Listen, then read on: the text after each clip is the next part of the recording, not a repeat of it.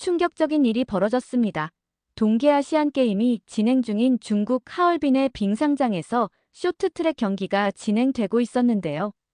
34개국에서 모인 관중들과 기자단에서 큰 충격으로 인해 정적이 흐르며 곧이어 야유와 함께 질타가 이어지고 있었는데요. 특히 관중들이 모두 비판하며 중국인 선수단에게 따끔한 한마디와 질타를 이어가며 기자단들도 급하게 취재하기 바쁜 상황이 벌어졌습니다. 과연 동계아시안게임이 한창인 하얼빈에서 어떤 일이 생겼는지 들어보도록 하겠습니다. 그럼 오늘의 사연을 시작하겠습니다. 영상 시작 전 구독 버튼 꼭 눌러주세요. 안녕하세요.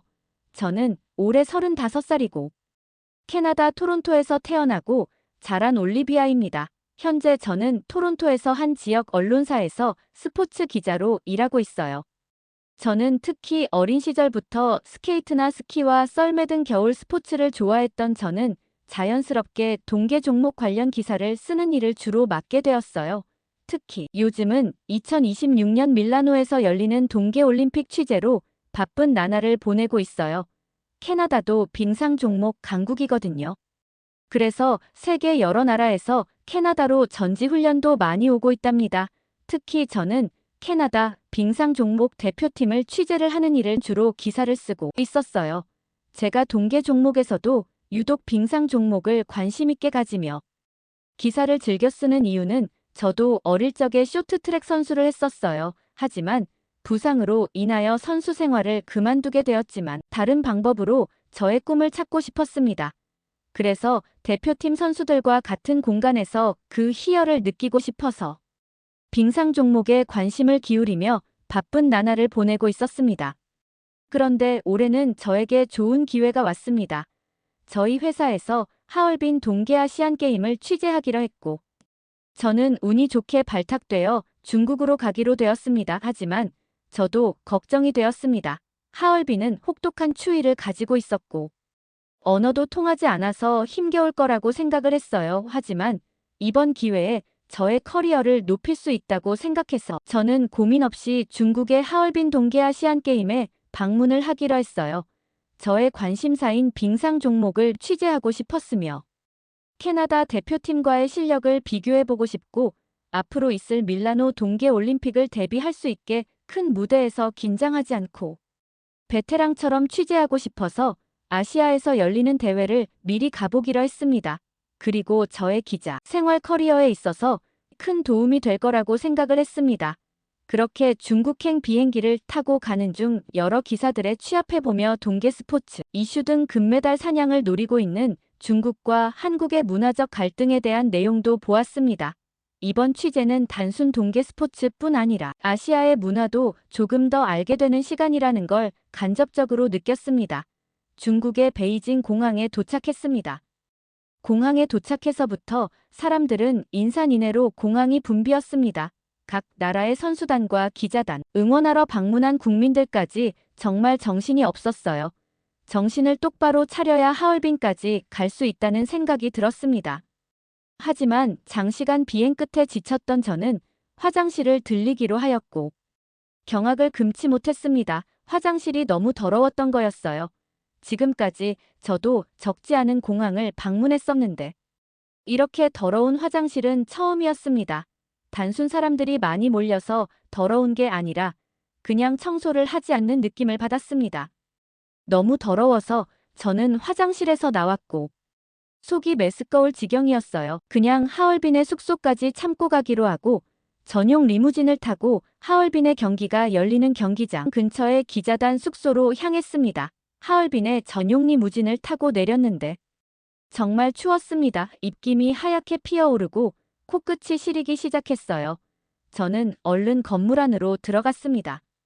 기자단 숙소로 가니 당연 취재 열기가 뜨거웠습니다. 아직 경기가 시작하지도 않았는데 아시아의 축제여서 그런지 엄청 붐비고 있었어요. 저는 캐나다에서 장시간의 비행으로 왔고 또 버스로 갈아타고 먼 길을 달려오니 너무 피곤했던 나머지 짐을 풀고 숙소에서 단잠에 빠져들었습니다. 다음날 아침 저는 빙상 경기장으로 발걸음을 옮겼습니다. 아시아에도 빙상 강국들이 있는데요. 특히 대한민국 선수단이었습니다. 대한민국 선수단은 늘 동계올림픽에서 금메달을 차지하며 전 세계 무대에서 당당히 정상에 올랐는데 이번 대회에서도 금메달을 독차지하는지 궁금했어요. 하지만 중국 또한 만만치 않은 상대였습니다. 아시아의 강호 두 나라의 불꽃 튀기는 대결이 너무 흥미로웠습니다. 홈에서 열리는 중국의 대표팀과 원정온 한국의 대표팀. 정말 기대되었어요. 그렇게 각 나라의 선수들은 경기 전날부터 빙상장에서 몸을 풀고 훈련을 하는데 저의 어린 시절이 생각났어요. 저도 이런 큰 무대에서 경기를 뛰고 싶었던 마음이 굴뚝같이 깊었거든요. 하지만 부상으로 인해서 의도치 않게 그만두게 되었는데 어린 시절이 문득 생각이 나면서 마음이 뭉클했어요. 하지만 어쩌겠습니까? 사람 사는 게 마음대로 되지 않는다는 건 누구나 아는 사실이거든요. 경기날이 다가오고 경기장의 분위기는 최고조에 올랐습니다. 세계 각국의 사람들과 취재진이 붐비고 있었고 저도 한자리를 맡아서 경기를 기다리고 있었어요. 그런데 경기장 실내에서 경기 시작 전 관중석에서 소동이 있었어요. 누구나 좋은 자리에서 관람하고 싶은데 중국 현지인들의 막무가내 질서 없이 자리를 차지하며 다른 나라 사람들에게 피해를 주고 있었어요. 제가 지금까지 겪은 경기장에서 매너가 가장 최악이었습니다. 그렇게 한바탕 소동 이후 경기가 시작되었습니다. 쇼트트랙 여자 예선전부터 정말 큰 환호와 열띤 응원이 경기장의 분위기를 더욱 더 고조시켰고 제가 생각했던 모습처럼 역시 중국 선수단의 실력은 너무나 뛰어났습니다. 예선전에서 중국 선수들은 너무 쉽게 결승을 향하고 있었습니다. 역시 아시아의 빙상 강국답게 선수들의 기본기가 튼튼했고 몸싸움에서 밀리지 않으며 자리를 내주지도 않고 노련함이 보였습니다. 관중석에 있던 중국 관객들은 큰 소리로 응원하며 그 소리가 경기장을 떠나보낼 듯했어요. 그리고 다음 여자 예선조에서 드디어 한국인 선수들이 출전했어요. 한국의 쇼트트랙 선수들은 전 세계 최정상급 선수들입니다. 한 가지 일화로 평창 동계올림픽에서 역사를 쓴 선수들이며 빙상계에서는 모를 수 없는 존재였어요. 여자 단체 준결승에서 경기 중 넘어졌지만 이 악물고 노력해서 역전을 하고 피니쉬 라인에 제일 먼저 들어오는 한국 여자 대표팀이었어요. 그날의 일은 전 세계로 생중계되며 매스컴을 타고 한국의 드라마를 썼다고 할 정도로 너무 감동적인 경기였어요. 그래서 저는 이번에도 대한민국 한국 여자 빙상 대표팀의 경기를 엄청 기대했어요. 그들의 경기를 보면 손끝이 찌릿한 게 너무 재미있고 한편으로는 감동적인 경기가 많았거든요. 드디어 예선전이 시작했는데 역시나 한국 선수들의 기량은 최정상급이 맞았습니다. 예선전에서는 정말 쉽게 피니쉬 라인을 먼저 통과하며 결승을 향해 올라가는데 당연한 뻔한 스토리 같았습니다. 특히 한국 대표팀의 최민정 선수의 경기는 정말 예술이었습니다. 최민정 선수가 경기를 하고 피니쉬 라인에 먼저 통과하면 관객들의 호응과 함성이 놀라웠어요. 제가 생각해도 많이 놀랍긴 합니다. 인구가 16억 명에 이르는 거대한 나라의 중국보다 인구 5천만 명인 대한민국에서 이런 뛰어난 선수가 배출된다 하니 그저 신기할 따름이었어요. 그리고 다음 경기에서는 중국 선수들과 한국 선수들이 같은 경기를 뛰게 되었는데 경기 시작 전부터 신경전이 장난이 아니었습니다. 경기장에 모두가 숨을 죽이고 출발을 알리는 소리를 기다리는 그 순간의 정적이 너무 신기했어요. 그리고 출발을 알리는 소리가 들리고 빙상장에서는 한국과 중국을 응원하는 소리가 엄청났고 마지막 바퀴를 돌고 있던 중 한국인 선수가 넘어졌습니다. 중국 선수의 반칙으로 넘어진 것 같았는데 경기는 계속 진행되었고 경기장에서는 관객들의 야유가 쏟아졌습니다. 관중들도 한국 사람 팬들이었던 거예요. 그렇게 편파적인 경기가 계속되니 불만이 있었고 그렇지만 다음 경기부터 한국 선수들은 저력을 보여주었습니다. 중국의 편파적인 경기에도 불구하고 오직 실력으로 당당히 금메달을 차지했어요. 경기장에서는 환호성이 나오며 한국 국민들의 응원 소리는 중국인들을 뛰어넘기고 있었습니다. 저는 한국인 선수들이 당연히 금메달을 차지할 거라고 생각했습니다. 중국은 아시아의 강호이긴 하지만 한국 선수들은 세계 최정상 선수들이니 당연히 이기기 힘든 게임이라고 생각을 했었거든요. 그리고 여자 500m 경기에서는 한국의 최민정, 김길리, 이소연 선수 3명이 메달을 모두 차지했습니다. 그리고 최민정 선수는 1000m 경기 아시안게임 신기록을 세우며 이번 경기 금메달 3관왕을 차지했습니다. 저는 하얼빈에서 열리는 경기인지라 중국 선수들의 취재 빈도를 높이려고 했지만 한국 선수들의 경기를 직관하고 나니 한국인 선수들의 취재를 하고 싶은 마음이 점점 커졌습니다. 그렇게 경기 끝난 후 인터뷰하는 자리에서도 한국인 선수들은 익히 소문이 나서 알고 있었지만 정말 예의 바르며 매너가 너무 좋았습니다. 괜히 예로부터 동방에이지국이라는 소리를 들은 게 아니었어요. 기자들의 취재가 많이 요청되었지만 최대한 대답을 해주려는 게 보였습니다. 보통은 선수들은 경기 후 휴식을 취하고 다른 이유상으로 취재를 해도 많은 시간을 주지 않고 짧게 응하며 가지만 한국 선수들은 최대한 받아주는 게 기자 생활을 오래 했던 저에게는 느껴졌던 거예요. 그렇게 취재를 끝내고 경기장 안에 두고 온 짐이 있어서 다시 들어갔는데 놀라운 광경이 벌어졌습니다. 경기장의 관계자들도 아닌데 한국인 관중들이 자신이 머물렀던 자리를 청소하고 있는 거였어요. 본인들이 사용했던 자리도 치우고 떠난 게 아니라 다른 사람들이 머물렀던 자리도 치우고 있었던 거예요. 한국 선수단뿐 아니라 한국의 문화의식 수준 또한 세계 정상급이라고 느꼈습니다. 저도 저의 짐만 들고 나가기 눈치가 보여서 같이 뒷정리를 도왔습니다. 그러다 문득 궁금해서 물어보았습니다. 왜 청소를 하냐고. 한국 국민들의 대답은 당연히 본인들이 쓴 자리인데 자신들이 치우는 게 맞다며 나중에 이 많은 쓰레기를 청소하시는 분들이 치우려면 얼마나 힘들겠냐며 퇴장할 때 조금만이라도 치우면 뒷사람은 그렇게 힘들지 않을 것이라고 보이지 않는 사람을 걱정하고 배려하는 모습이 감동이었습니다. 그렇게 뒷정리를 마무리하고 기자단 숙소로 돌아왔습니다.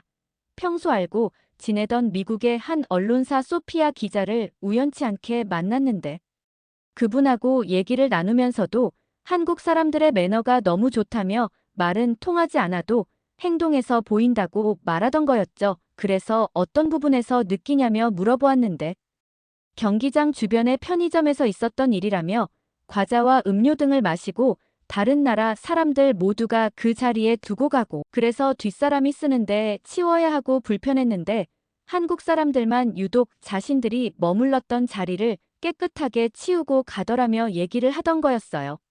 저도 소피아 기자의 말에 동감하며 방금 전 경기장에서 뒷정리를 하던 한국 사람들의 일화를 말해주었습니다. 그리고 소피아 기자는 말했습니다.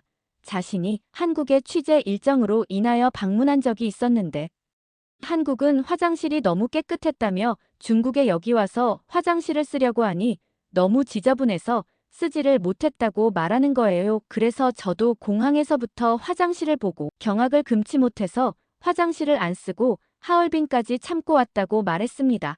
물론 그뿐 아니라 한국과 비교하면 너무 비교가 많이 되었던 점이 많다고 말했어요. 한국에 동계 종목 경기가 있어서 평창 올림픽 할 때 방문한 적이 있었는데 인천공항에서부터 평창까지 가는 길이 편했다고 들었습니다.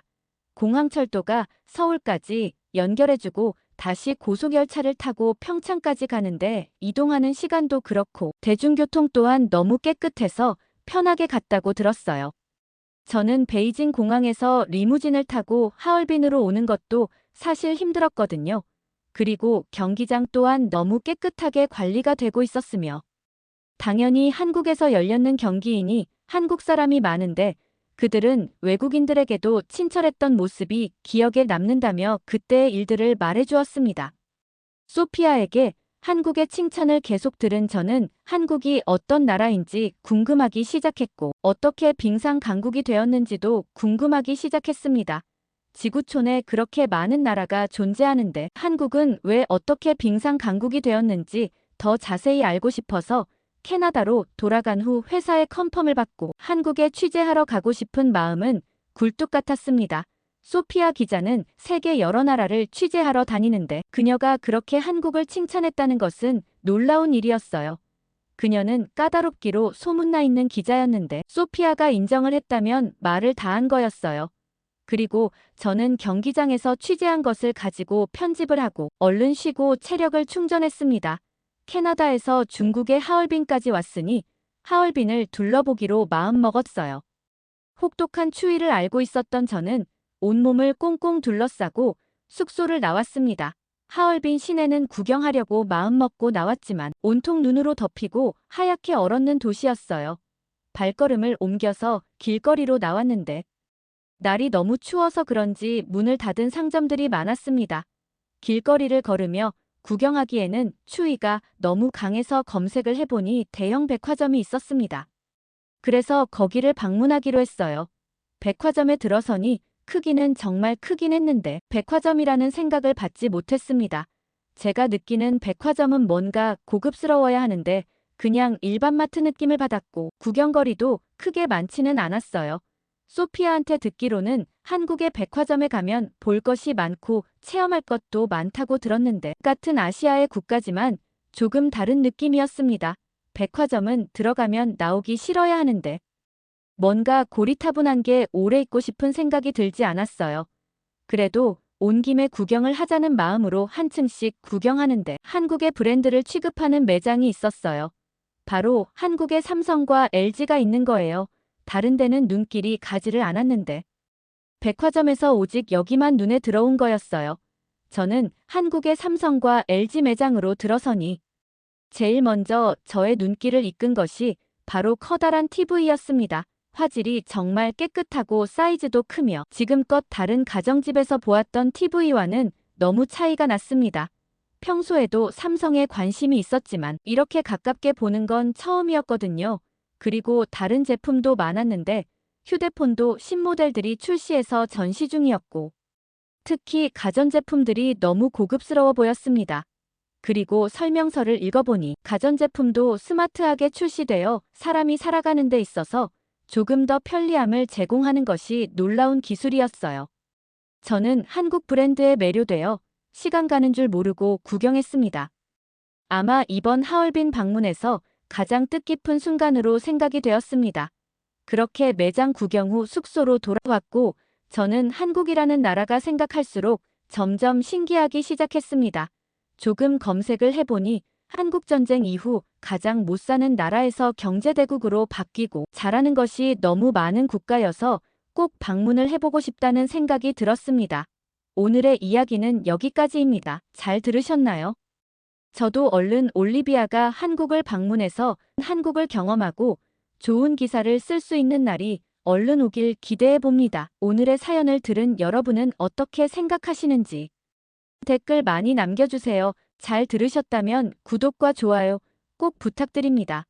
영상을 제작하는데 큰 힘이 됩니다. 지금까지 하루튜브 김민정이었습니다. 감사합니다.